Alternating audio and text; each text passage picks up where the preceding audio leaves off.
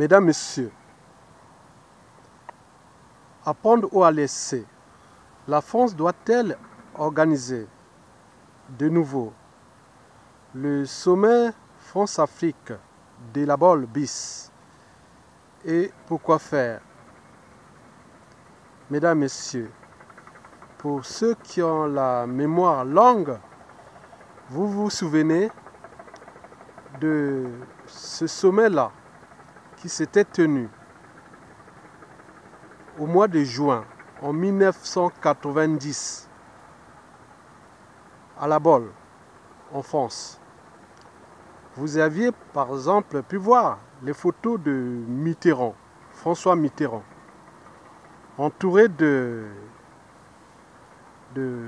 Mobutu d'Isaïe, Denis Sassou Nguesso du Congo-Brazzaville, Omar Bongo du Gabon, Paul Biya du Cameroun, Issé Nabré du Tchad et Yadema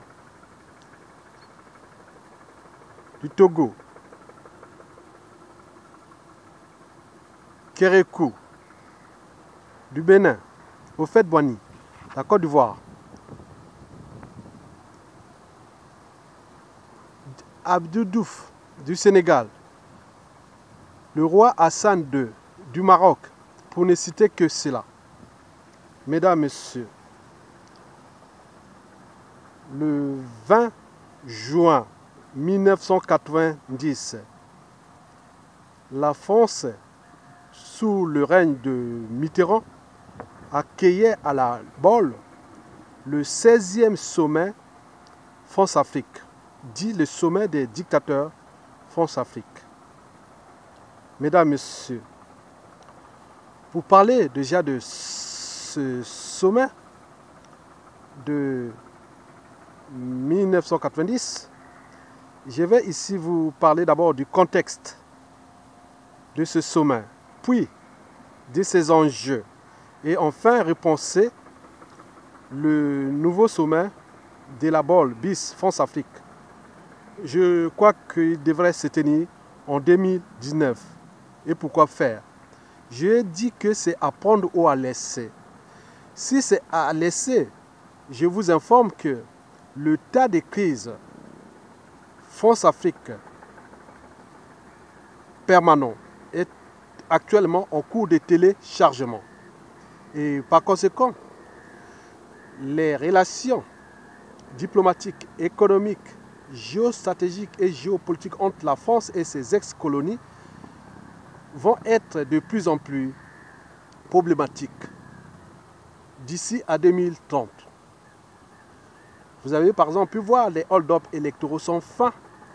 La France-Afrique dans la merde, il s'agit bien d'un suicide collectif et que l'état de crise permanent est déjà en cours de téléchargement. Si c'est à prendre, alors là, nous pourrons alors faire un pas, comme la vie à bicyclette. Pour garder l'équilibre, il faut certainement avancer. Mesdames, Messieurs, oui, je vais commencer d'abord par le contexte du sommet de La Baule du 20 juin 1990 tenu par Mitterrand, le défunt président Mitterrand qui fut président de la France de 1981 à 1995. Il mourut un an après, en 1996. Mesdames, Messieurs, oui, le contexte de l'époque de ce sommet. Il fut d'abord la guerre froide et qu'en 1989, c'était la fin du mur de Berlin et donc de la guerre froide entre les USA et l'URSS, l'Union soviétique, ou entre l'Occident et le rideau rouge et ses satellites. Entre-temps, pendant la guerre froide, oui, il y eut une période de décolonisation des ex-colonies françaises d'Afrique. Et dans cette guerre froide, oui, durant près de 30 ans, la France était le gendarme d'Afrique. On l'avait placé ce rôle de gendarme d'Afrique. Donc, la France avait carte blanche et il pouvait faire ce qu'il voulait. Faire et défaire les dictateurs en Afrique noirs. Par exemple, de manière historique, on dit que la France a dû assassiner près de 63 chefs d'État africains. La plupart de ces chefs d'État africains étaient soit des nationalistes, d'autres des communistes. Certains voulaient s'affranchir du joug du colonialisme ou de la France-Afrique, mais ils furent tous assassinés par la France, qui était là pour faire respecter les enjeux majeurs, qui consistaient d'éviter d'abord, que ces pays-là se retrouvent dans le bloc communiste ou de l'Union soviétique. Et deuxièmement, c'était aussi quelque part pour la France pour préserver ses intérêts. Les intérêts qui furent signés entre ces ex-colonies au moment de la décolonisation. On a pu quand même constater aussi des assassinats d'intellectuels, des cadres civils, politiques et militaires. Oui, au plan politique, des dictateurs France-Afrique ou des pions de la France-Afrique régnaient en maître. Au plan économique, c'était la malgouvernance. On parlait de financement occulte de partis politiques en France, de bien mal acquis, des mallettes et valises africaines et tout compagnie. Voici pour le contexte. Le problème, c'est qu'à la fin de la guerre froide, eh bien oui, l'équilibre géopolitique du monde devrait changer. Et ce que nous constatons aujourd'hui avec l'arrivée en puissance ou la montée en puissance de d'autres puissances économiques, dont la Chine, l'Inde, le Brésil et tout compagnie. Donc le monde a changé depuis ces années-là. Le deuxième problème, c'est que la France se retrouvait avec une dette publique colossale parce que le train de vie déjà de la France pour supporter ce rôle de gendarme de l'Afrique, il y avait un coût financier et tout compagnie, le train de vie de l'État. Et la dette publique française ne cessait d'augmenter. Et donc la menace économique du fonds était réelle. Fallait-il dévaluer le fonds ou d'évaluer le fonds CFA? Donc la solution, c'était d'évaluer le fonds CFA et qui devait certainement arriver à court terme. Bon, le fonds CFA, c'est d'abord la vache à lait qui est toujours d'actualité de la France, des comptes publics. Bon, la France avait déjà remarqué avait déjà ce souci de la malgouvernance de ces dictateurs. Oui, vous avez par exemple pu voir les programmes de FMI, d'ajustement structurel. Donc en arrivant en 1990, la plupart des économies d'Afrique francophone étaient exsangues à cause déjà de la mauvaise gouvernance et de tout ce qui a été utilisé pour maintenir déjà le rang mondial de la France et aussi les intérêts vitaux de la France. Et en 1990, Mitterrand eut une idée géniale. Convoquer le sommet de la Baule. Oui, l'enjeu de ce sommet était de traiter à court terme la dévaluation du CFA au profit de la stabilité du fonds, en attendant l'arrivée de l'euro. Au départ, ce fut le Q, et puis l'euro qui est arrivé en 2002. La suite, nous la connaissons. Mesdames, Messieurs, Mitterrand, donc, pour divertir ses sous-préfets et ses sous-tétons négriers, avait convoqué cette conférence en les incitant au multipartisme. Donc, il s'est tenu des conférences nationales souveraines et quelques alternances politiques. Bon. Mitterrand parlait de l'aide au développement. Bon, il disait que si vous n'entreprenez pas le multipartisme, l'aide au développement de la France envers l'Afrique francophone sera tiède. En réalité, la rétrocession du magot confisqué à ces pays par la France serait tiède. Donc le franc CFA, voilà, donc vous connaissez ça. Donc pour Mitterrand, il parlait de l'aide au développement. En réalité, ce serait l'aide de la rétrocession. La rétrocession du CFA, de ce magot, serait tiède. Et donc, ces dictateurs étaient un peu fragilisés. Donc, certains avaient accepté de mettre en place le multipartisme. On a pu par exemple voir les conférences nationales souveraines au Bénin, au Congo-Brazzaville, au Congo-Kinshasa. Il est eu aussi un coup d'état militaire au Tchad, l'arrivée d'Idriss Déby en 1990. Et ailleurs, au Gabon et partout, bon, rien n'avait bougé. Mesdames, Messieurs, peuple d'Afrique francophone, oui, Mitterrand disait que si vous ne faites pas le multipartisme, l'aide au développement sera tiède. En réalité, il voulait couper les ponts avec ce système qui commençait à menacer la vache à lait de la France, c'est-à-dire le franc CFA. Donc, ces pouvoirs-là avaient peur des soulèvements populaires et compagnie. Donc, certains avaient accepté, mais d'autres non. Jusqu'à présent, on ne connaît pas les raisons. Mesdames et Messieurs, le bilan politique de cette conférence ou de ce sommet France-Afrique, bon, comme je vous dis, les conférences nationales, quelques alternances politiques et quelque part, rien n'avait changé. Mais au niveau économique, bon, vous avez par exemple pu voir, 4 ans après, il y a eu la dévaluation du franc CFA au profit du fonds et que vous avez vu les impacts au niveau socio-économique là-bas, c'est une catastrophe. Et donc, c'était toujours le même système qui continuait de fonctionner. Mesdames, Messieurs, donc l'enjeu de ce sommet de la Baule de 1990 n'était donc pas politique, ni civilisationnel d'ailleurs. Ce sommet était plutôt économique et financier. Donc c'était préparer la dévaluation du franc CFA que la droite de Baladu avait certainement mise en pratique pendant la cohabitation entre les socialistes et la droite française, entre 1993 à 1995. Mesdames, Messieurs, oui, la France par la suite fut aujourd'hui protégée par l'euro, hein, mais il faut dire que le franc CFA, à cette époque, était déjà fragilisé. Les réserves du franc CFA ne cessaient de s'effondrer, dû aux fluctuations déjà des cours des matières premières. Et qu'il faut dire que ces économies n'ont jamais été diversifiées. Non, ils avaient les ressources naturelles et ils faisaient la grande cour de récré anti-fondamentaux des règles économiques et compagnie, macroéconomiques et compagnie. Mais en 1990, c'est trouvé dans la merde.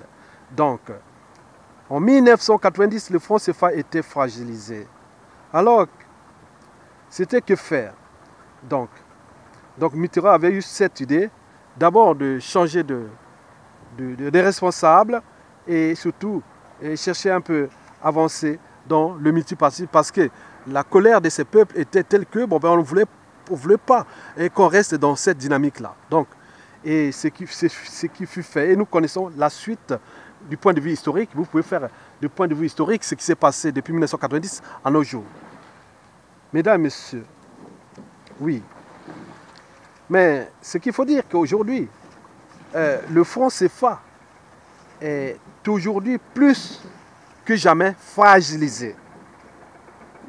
Eh bien oui, le franc CFA est plus que jamais fragilisé. Et pourquoi? Parce que d'abord, les régimes, les pions France-Afrique sont toujours là. On a toujours instrumentalisé la malgouvernance et n'oublions pas les hold-up électoraux sans fin qui ont créé un climat de méfiance et de défiance, de démobilisation et même de la dégradation de cette zone France-Afrique et qui aujourd'hui est en suicide, en mort clinique et sans espoir et compagnie. Est-ce que nous allons encore continuer comme ça alors que le monde a changé et va changer tout au long du XXIe siècle et surtout déjà que l'arrivée des médias et réseaux sociaux, la pleine conscience est là, l'Afrique se réveille et n'oublions pas aussi qu'il y a la montée en puissance des nouveaux requins, gros requins comme la France, qu'on n'est plus dans le jeu de la guerre froide et que les relations sont maintenant interdépendantes et les gros poissons commencent à se bouffer entre eux et donc la France-Afrique est en mort clinique, en déclassement. Et d'ailleurs, c'est dans cette zone France-Afrique qu'on regroupe le plus grand nombre de dictateurs du continent noir comparé à l'Afrique anglophone. Mesdames, Messieurs, Dans ces cas, face aux contraintes, on s'est dit qu'on peut trouver des solutions. Pourquoi ne pas répéter, et répondre à ce qui avait déjà commencé et essayer un peu d'avancer. D'où l'introduction de cette conférence, le sommet France-Afrique bis. Je pense que l'enjeu de ce sommet sera d'abord politique, puis économique et voire civilisationnel. Politique, pourquoi? Parce que, bon, vous comparez par exemple à l'Afrique anglophone, qui est plus dynamique, parce qu'il y a les alternances politiques, on a des régimes politiques plus ou moins consensuels, mais qui a plus ou moins des gens plus responsables et qui peuvent diversifier leur économie, créer un dynamisme économique. Mais là, il n'y a eu que des hold-up électoraux sans fin et qu'il y a l'immobilisation. Oui, ces pays sont plus que jamais en mort clinique, ingouvernables, qui vont devenir certains des poudrières. Mais cela ne va plus durer parce que le monde a changé, la pleine conscience est déjà là. Et tout le monde est au courant que la France et sa France-Afrique devient le problème du développement de l'Afrique noire, de l'Afrique noire francophone comparée à l'Afrique anglophone.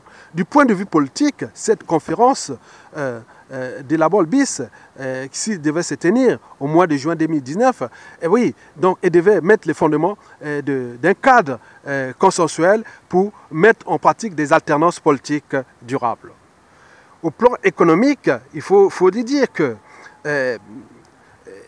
les dictateurs, depuis ces années-là, n'ont jamais diversifié l'économie. Ils se sentaient protégés par la France. Et aujourd'hui, quand la France a des soucis aussi économiques et compagnie, mais ou même militaires et compagnie, et tout compagnie, bon, donc ils sont plus protégés par la France. Donc la France aussi est quelque part en situation difficile avec ses ex-colonies. Donc, dynamiser l'économie. Pourquoi? Parce que c'est dans les régimes où il y a des alternances politiques permanentes et qu'il y a le dynamisme économique. Oui, les repères sont déjà du monde anglophone. Vous voyez que tous les 10 pays les plus avancés d'Afrique sont tous anglophones. Le Maroc francophone reste le paradoxe, mais en réalité, toute l'Afrique francophone est dans la merde, du point de vue économique, sociopolitique et, n'oublions pas, humanitaire. Oui, à cause des économies fragilisées. Donc les réserves du franc CFA ne cessent de se fonder comme la neige au soleil. Et donc, question du marge aussi de la France, parce que le franc CFA est lié à l'euro, et donc il devient quand même une charge quelque part pour l'Union européenne. Mais la France, qu'est-ce que vous faites? Trouver des solutions et autres. Mais les solutions sont là, il faut que les dictateurs dégagent, c'est tout.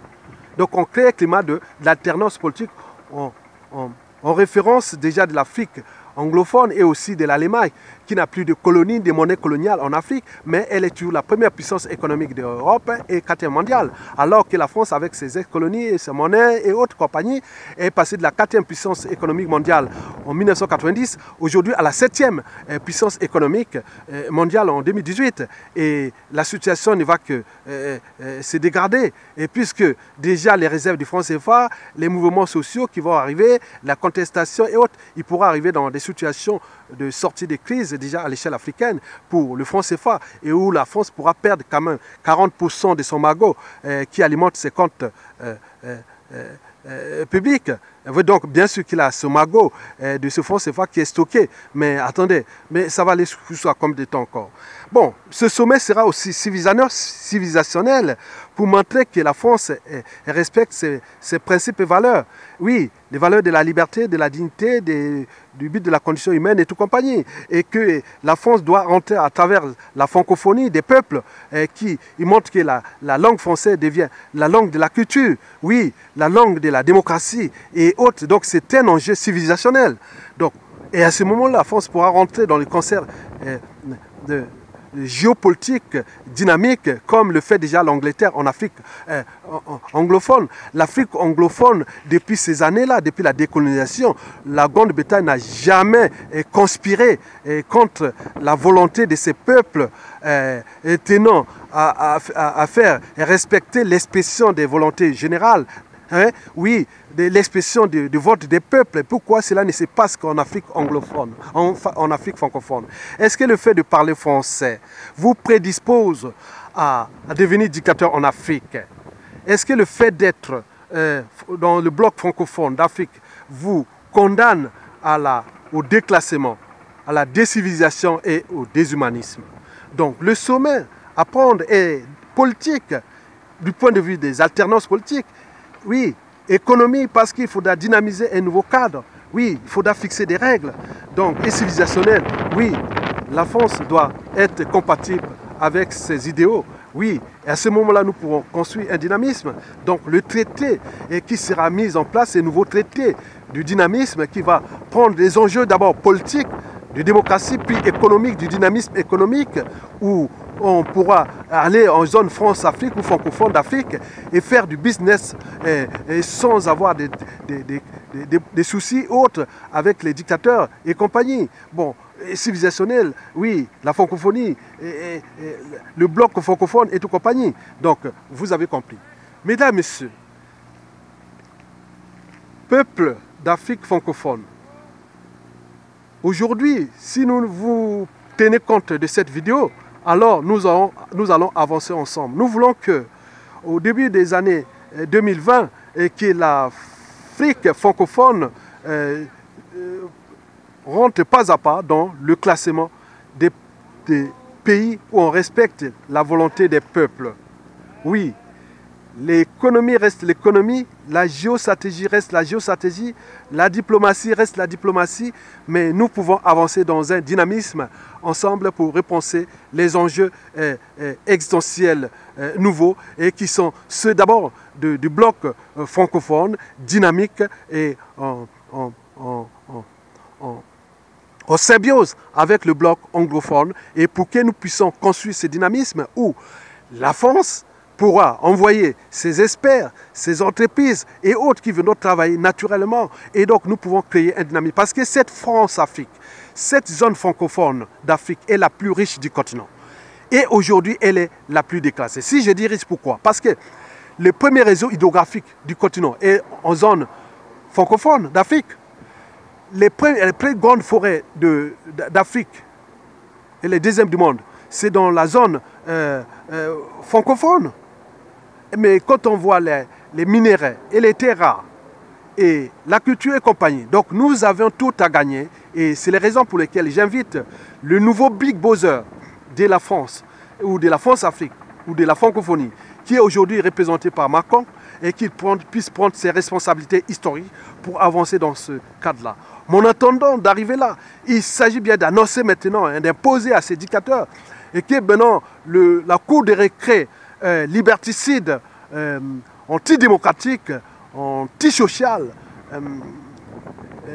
criminogène, esclavagiste, néocolonialiste et voie d'appropriation de vos pays comme votre propriété privée, c'est terminé. Libérez tous les prisonniers politiques et trouvez des dialogues inclusifs que vous pouvez, pour que vous puissiez sortir de cet enfer, de ce joug du déclassement qui nuit d'abord gravement à l'image de la France, oui, mais également à l'Afrique francophone. Donc, toute chose a un début et une fin. La vie, c'est comme à bicyclette. Pour garder l'équilibre, il faut avancer. Donc, la France a intérêt à écouter cette vidéo à travers les officines oligarchies France-Afrique que nous avions tout à gagner sur le point de vue économique. Mais pour faire de l'économie, il faut du politique. Du politique, il faut des gens à la tête de ce pays qui soient responsables et que nous, au Congo, au Gabon, au Cameroun, au Guinée équatoriale, au Tchad, au Centrafrique, au Cameroun, au Bénin, au Togo, au Niger, au Burkina Faso, au Côte d'Ivoire, au Guinée, au Mali, au Sénégal, au Mauritanie, partout, oui, jusqu'au Comores, malgache. Et nous voulons un dynamisme pour que cet espace francophone puisse entrer dans l'histoire humaine et l'histoire de la civilisation en tenant compte des enjeux majeurs que nous sommes devenus tous interdépendants parce que le monde de causes et de conséquences, l'histoire se répète. Si on ne fait pas de bonnes choses, nous allons tout droit dans le suicide collectif entre la France et ses ex-colonies d'Afrique noire. Mais là-bas, les gens ont tout perdu, mais n'ont plus rien à perdre. Mais pourquoi? Parce que, oui, ils vont certainement se réveiller parce que la culture globale est passée par là. Donc c'est la France qui a tout à perdre, ce n'est pas eux. Parce que là-bas, l'Afrique, des espaces vides, des pays immenses, et tout est encore possible là-bas. Et nous devons accompagner ce dynamisme-là pour avancer, que la France puisse accompagner. Ce n'est plus l'idée d'aider. Non, ces pays n'ont pas besoin d'aide. Ils ont besoin seulement d'être accompagnés dans ce dynamisme francophone d'Afrique qui tient compte des libertés fondamentales, des droits fondamentaux, du but de la condition humaine et voire existentielle.